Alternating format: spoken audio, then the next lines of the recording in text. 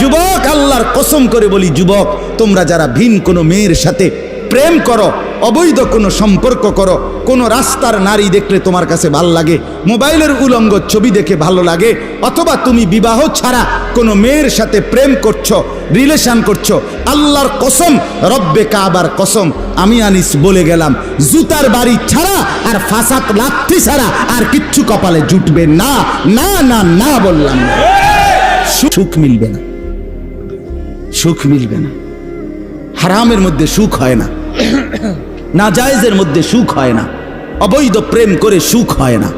আমি কয়েক না কয়েক ডজন শত শত পুরুষের কাহিনী আমাদের কাছে যারা দোয়া চায়, যারা বলে, তাদের ব্যক্তি জীবনের ঘটনা, গা শিহরে ওঠে, গা কাঁইপা ওঠে।